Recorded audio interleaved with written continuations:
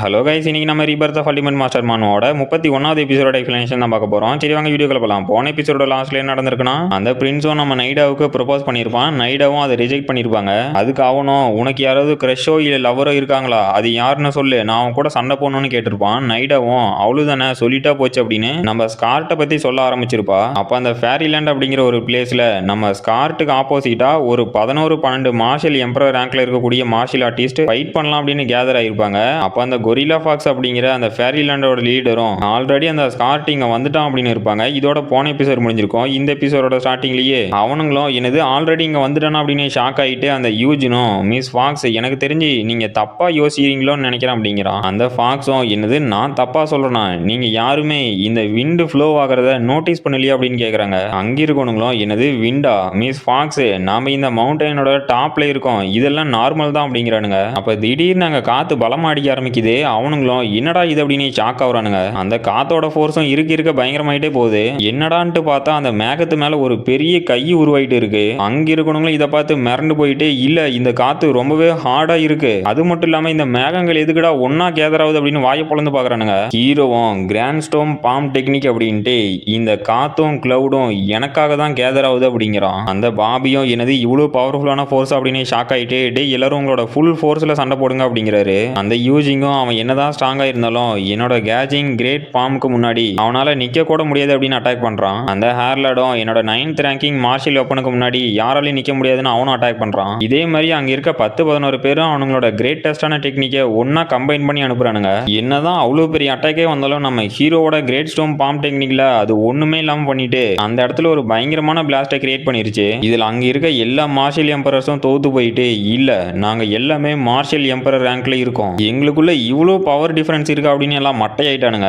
அப்போ அந்த ஃபாக்ஸும் வந்துட்டு நீ எப்பவும் போலவே ரொம்ப அழகா இருக்க அப்படிங்கிறா. இவன் நம்ம ஹீரோவை லவ் பண்றா போல. அப்ப அங்க இருக்க எல்லா மேகங்களும் படிக்கட்டு மாதிரி கேதர் ஆகுது. அதுல நம்ம ஹீரோவும் ஒரு மாஸ் என்ட்ரி கொடுக்குறான். நைடாவும் யாரா இந்த மேன் அப்படின்னு ஷாக்லயே பாக்குறா. ஹீரோவும் அப்ப ஹெவன் ரிலத்துல peak of the martial emperor லெவல்ல இருந்திருக்கான். அவனும் கீழே இறங்கி வந்துட்டு கொரிலா இதெல்லாம் எதுக்காகன்னு கேக்குறான். கொரிலாவும் ஏன்னா நான் யாரை லவ் பண்றனோ அவங்க கிட்ட மறுபடியும் டான்ஸ் ஆடணும், இன்னொரு டைம் என் கூட டான்ஸ் ஆடுவேன்னு கேக்குறா. ஹீரோவும் நீ தோத்துருவன்னு தெரிஞ்சுமா அப்படின்னு கேக்குறான். அந்த ஃபாக்ஸும் ஓ அப்படின்னா நான் ஆல்ரெடி தோத்துட்டேன் அப்படின்ட்டு டே ஸ்கார்ட் இன்னைக்கு ஒன்னு நீயே இல்லனா நான் ரெண்டு பேத்துல யாராவது ஒருத்தர் செத்தாகணும், அதனால என் கூட சண்டை போடு அப்படின்னு அட்டாக் பண்ண வரா. சண்டை போடுறதுதான் இவன் டான்ஸ் அப்படின்னு சொல்லியிருக்கா. ஹீரோவும் நீ எனக்கு பர்ஃபெக்டான மேட்சே இல்ல, அது மட்டும் இல்லாம நீ கூட்டிட்டு வந்த இந்த 10 பேருமே வீக்கா இருக்கானுங்க, அப்படி இருந்தோம் உன்னால என்ன எப்படி தோக்கடிக்க முடியும்னு கேக்குறான். அந்த கொரிலாவும் நான் இந்த 10 பேத்தையும் கூட்டிட்டு வந்ததுக்கான காரணம் இவனுக்கு எனக்கு முன்னாடி நின்று ஒரு மூவ் பண்றதுக்கு டைம் வாங்கி கொடுப்பானுங்கன்னு நினைச்சேன், பட் இவனுங்க நான் நினைச்சதை விட ரொம்ப யூஸ்லெஸ்ஸா இருக்கானுங்க. சரி ஆரம்பிப்போமா அப்படின்னா அவளோட ஸ்வாட்ல எனர்ஜி ரிலீஸ் பண்றா. இதை பார்த்து நிறைய மாஸ்க் போட்ட பொண்ணுங்க அவளுக்கு ஹெல்ப் பண்றதுக்கு ஏதோ ஸ்பெல்ல கேஸ்ட் பண்றாங்க. ஹீரோவும் இது கெலாக்டிக் ஸ்டோமிங் மேட்ரிக்ஸ், நீ என்ன உண்மையாவே கொல்லதான் நினைக்கிறியான்னு கேக்குறான். அந்த கொரிலாவும் இதுதான் இந்த ஃபேரிலேண்டோட கார்டியன் மேட்ரிக்ஸ், கடந்த 1000 வருஷமா இதை யாருமே யூஸ் பண்ணல, ஆனா இன்னைக்கு நான் கொரிலா ரொம்பவே அழகான, அது மட்டும் இல்லாம இந்த ஃபேரிலேண்டோட லீடர், இன்னைக்கு இந்த மேட்ரிக்ஸ் அப்புறம் என்னோட கிளாட்டிக் ஸ்வாட யூஸ் பண்ணி இந்த ஸ்கார்ட்டை இந்த ஃபேரிலேண்டோட மவுண்டன் பீக்ல கொல்ல போறேன், இதை யாராலையும் தடுக்க முடியாது அப்படின்னு அட்டாக் லான்ச் பண்ண போறாளடங்குது. அடுத்த எபிசோடோட ஸ்டார்டிங்ல நம்ம ஹீரோவும் அந்த கொரிலாவும் சண்டை போட்டுக்கிட்டு இந்த கிளாட்டிக் ஸ்டோமிங் மேட்ரிக்ஸ் ஸ்டார்ஸ்ல இருந்து பவரை கெயின் பண்ணும், அப்புறம் என் கையில இருக்க கிளாட்டிக் ஸ்வாடு இந்த ஃபேரிலேண்டோட மவுண்டன் பீக்ல இருக்கும் போது அதோட ஹையஸ்ட் பவரை ரிலீஸ் பண்ணும். ஸோ நான் இந்த மவுண்டன் பீக்ல இருக்கிற வரைக்கும் ஒரு கடவுள் மாதிரி, இன்னைக்கு ஸ்கார்ட் நீ என்னதான் பவர்ஃபுல்லாவே இருந்தாலும் என் கையில சாக தான் போற அப்படிங்கிறா. அப்ப ஹீரோவும் அவளோட அட்டாக்ல இருந்து தப்பிச்சு வரதை நிறுத்திட்டு மை டியர் ஓல்டு ஃப்ரெண்ட் இது உன்னோட டர்ன் அப்படின்னு ஏதோ ஒரு ஸ்வாட வர வச்சுட்டு கொரிலா நீ என்னதான் மில்லியன்ஸ் ஆஃப் ஸ்டார்ஸ் கிட்ட இருந்து பவரை கெயின் பண்ணாலும் என்னால அதை ஒரே மூவ்ல டெஸ்ட்ராய் பண்ண முடியும், இந்த ஸ்டார் பிரேக்கிங் ஸ்வாடு இந்த உலகத்துல இருக்க பவர்ஃபுல்லான ஸ்வாட்ல ஒண்ணு, இதை வச்சு என்னால எல்லாமே பண்ண முடியும் அப்படின்னு ஒரு பயங்கரமான மூவை ப்ரிப்பேர் பண்ணிட்டு இருக்கான். இதை பார்த்து அந்த கொரிலாவும் ஷாக் ஆயிட்டு என்னோட ஃப்ராஸ்டான ஃபாலன் கிளாட்டிக் ஸ்வாடுக்கு முன்னாடி இருந்து யாராலையும் தப்பிக்க முடியாது, நீ இன்னுமே இந்த ஸ்வாடோட முழு பவரையும் பார்க்கல அப்படிங்கிறா. இதெல்லாம் பார்த்து நம்ம சின்ன பொண்ணா இருந்த நைடாவும் ஷாக்லயே அந்த பிரஷர் தாங்காம மயங்க ஆரம்பிக்கிறா. அவளும் இல்ல இல்ல நான் ஒரு நிமிஷம் ஹோல்ட் ஆன் பண்ணி ஆகணும், உண்மையிலேயே இவன் தான் இந்த உலகத்தோட ஸ்ட்ராங்கஸ்ட் மேனான்னு நான் பார்த்தாகணும் அப்படின்ட்டு ரொம்ப ட்ரை பண்றா. பட் இருந்தாலும் மயங்கி போயிட்டு இதெல்லாம் தான் நான் மயக்கம் தெளிஞ்சொட்டி ஞாபகம் இருக்கிறது. அப்புறம் அந்த கொரிலாவும் தனிமைக்கு போயிட்டான்னு நான் கேள்விப்பட்டேன். ஸோ நானும் வேற ஒரு மாஸ்டரை தேடி வேற ஒரு மவுண்டனுக்கு கிளம்ப ஆரம்பிச்சிட்டேன். அப்ப அந்த ஃபேரிலேண்ட்ல யாருமே இல்ல, ஆனா என்னோட ஆசை மறுபடியும் நான் அந்த கண்களை பார்க்கணும், என் மாஸ்டரை தோக்கடி வெடிச்ச அந்த கண்கள். ஸ்கார்ட் எப்பேற்பட்ட மார்ஷல் எம்பரர்னா கிட்டத்தட்ட 10 மார்ஷல் எம்பரர்ஸை வெறும் சிங்கிள் மூல தோக்கடிச்சிட்டாரு. அது மட்டும் இல்லாம ஃபேரிலேண்டுக்கே வந்து கொரில்லா ஃபாக்ஸையும் தோக்கடிச்சிட்டாரு. பட் ஆனா அந்த டைம் ஸ்கார்ட் அந்த மவுண்டன்லயே இறந்துட்டாரு அப்படின்னு நிறைய ரூமர்ஸ் பரவ ஆரம்பிச்சிச்சு. நான் அதை நம்பவே இல்லை. ஏன்னா அந்த மாதிரி ஒரு மிராக்குலர்ஸ் மேன் எப்படி சாக முடியும், அவனை யாரால இந்த உலகத்துல கொல்ல முடியும் அப்படிங்கிற குழப்பத்திலேயே நானும் கல்வாடாவுக்கு கிளம்பி வந்து கல்டிவேஷனை ஸ்டார்ட் பண்ணிட்டேன். ஏன்னா இந்த ஒட்டுமொத்த காண்டினென்ட்லயுமே இந்த ஒரு இடத்துல மட்டும்தான் ரொம்பவே ரியலிஸ்டிக்கான ஸ்கார்ட்டோட ஸ்டாச்சு இருக்கு. அதே மாதிரியான கண்களை தான் அன்னைக்கு மார்ஷல் அரீனாவில் நான் அந்த யங் மேன் கிட்ட இருந்து பார்த்தேன். பட் அது எப்படி இந்த யங் மேனா இருக்க முடியும்னு எனக்கு ஒன்றும் புரியல அப்படின்னு சோகமாகறா. ஹீரோவும் இவ சொல்றதெல்லாம் ரொம்பவே ஃபெமிலியரா இருக்க மாதிரி இருக்குதுன்னு பார்த்துட்டு இருக்கான். அந்த வில்லியம் பிரின்ஸும் சரி ஓகே அவன் யாருன்னு சொல்லு, நான் அவனை பத்தி தெரிஞ்சுக்கிட்டே ஆகணும் அப்படிங்கிறான். நைடாவும் அவன் செத்துட்டான் அப்படிங்கிறா. அந்த வில்லியமும் அவன் செத்துட்டானா அப்படின்னு ஷாக் ஆகிட்டு, இல்ல ஒரு நிமிஷம் அவன் தான் ஆல்ரெடி செத்துட்டான்ல, அப்புறம் எதுக்காக நீ அவனை நினைச்சு கவலைப்பட்டுட்டு இருக்கணும், நான் தான் இருக்கேன்ல, நான் கன்ஃபார்ம் அவனோட பெட்டராகவே இருப்பேன் அப்படிங்கிறான். நைடாவும் அப்படின்னா நான் சொல்றது நல்லா கவனமா கேட்டுக்கோ அப்படின்ட்டு அவன் அந்த கடலுக்கு நடுவில் இருந்து அல்ட்ரா மார்ஷல் வெப்பனான ஸ்டார் பிரேக்கிங் ஸ்வாடை ரிஃபைன் பண்ணி லெவல் 9 ரிஃபைனரா மாறினான். அது மட்டும் இல்லாம இந்த ரிஃபைனர் யூனியன் ஹெட் குவார்ட்டர்ஸோட லீடராகவும் மாறினான். அது மட்டும் இல்லாம இந்த கான்டினென்ட்டோட டாப் 3 மேஜர் ஃபோர்ஸை எலிமினேட் பண்ணி அந்த ரெட் மூன் சிட்டியில இருக்க மக்களை காப்பாத்தனான். அப்புறம் அவனோட ஃப்ரெண்டுக்காக அந்த 8000 மைல் தூரம் இருக்கக்கூடிய ஈஸ்ட் சீல இருக்க ஒவ்வொருத்தரையும் கொல்ல ஆரம்பிச்சான். அப்ப அந்த ஓஷன் கிங்கே அவனை பார்த்து பயந்து அவனை கொல்றதுக்காக ஆர்டர் போட்டாரு. பட் அவன் அவங்க எல்லாத்தையும் தோக்கடிச்சு அந்த டெரிட்டரியவே பயன்படுத்திட்டான். அவன் இந்த உலகத்தோட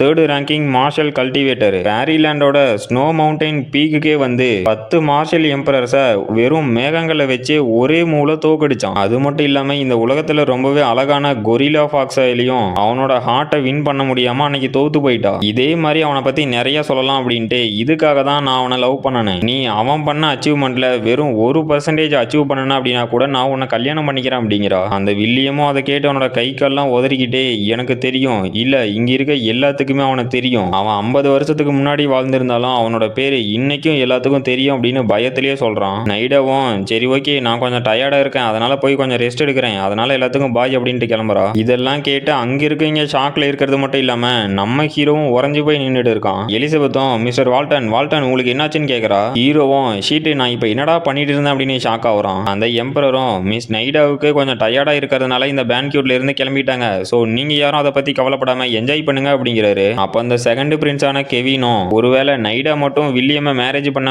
ஒத்துட்டு இருந்தா அப்படின்னா ஒரு மார்ஷல் ஆர்டிஸ்ட் அப்புறம் ரிஃபைனரோட ஹெல்ப் மட்டும் இல்லாம அந்த ஸ்கேர்டு கார்ட்ஸோட ஹெல்ப்பும் அந்த வில்லியம்ஸுக்கு கிடைச்சிருக்கும். பட் நல்ல வேலை அது எதுவும் நடக்கலையே அப்படின்ட்டு இப்ப இது என்னோட கிஃப்ட்டுக்கான நேரம் அப்படின்ட்டு ஏதோ கிஃப்ட் கொண்டு போறான். அங்க பேன்க்யூட்டுக்கு வந்தவங்களும் எல்லாம் என்ஜாய் பண்ணிட்டு இருக்கானுங்க. நம்ம ஹீரோட டீம் கூட அங்க சாப்பாட்டெல்லாம் வெளுத்து கட்டிட்டு இருக்காங்க. அப்ப ஹாரியும் மாஸ்டர் அந்த அழகான பொண்ணு யாரை பத்தி இப்போ மென்ஷன் பண்ணிட்டு போறா, அது உங்களுக்கு தெரியுமா, அது ஒருவேளை மிஸ்டர் ஹான்பையா இருக்க முடியுமான்னு கேட்கறான். எலிசபெத்தும் அது மிஸ்டர் ஹான்பையோட மாஸ்டர் ஸ்கார்ட் டிலான், அதான் நம்ம கல்டிவேஷன் அகாடமி முன்னாடி ஒரு ஸ்டாச்சு இருக்குல்ல அதுல இருக்கவர் தான், அவர் அந்த ஸ்டாச்சுல பாக்குறதுக்கே ரொம்ப இம்ப்ரெசிவ், அது மட்டும் இல்லாம அழகா இருக்காரு அப்படிங்கிறா. நம்ம ஹாரியும் அவன் என்னதான் இந்த வேர்ல்டில் இருக்க மோஸ்ட் பியூட்டிஃபுல்லான உமனையே ரிஜெக்ட் பண்ணியிருந்தாலும் அதுக்கு பின்னாடி ஏதாவது ஒரு காரணம் இருக்கணும், ஒருவேளை அவன் டம்மியா இருப்பானோ அப்படிங்கிறான். இதை கேட்டு நம்ம ஹீரோவும் ஷாக் ஆகிட்டு, என்னடா எல்லாரும் என்ன பத்தி ஏன் முன்னாடியே தப்பா பேசுறீங்க, எல்லாம் எனக்கு வந்து நேரம்டா நினைச்சுக்கிட்டே அவரு ரொம்பவே டீசென்டானவர் அப்படிங்கிறான். ஹாரியும் அப்படிலாம் ஒன்றும் இல்லை, அவன் ஒரு முட்டாளா இருக்கணும் அப்படி இல்லைன்னா ஒரு கேவா இருக்கணும் அப்படிங்கிறான். வாட்சனும் அட ஆமா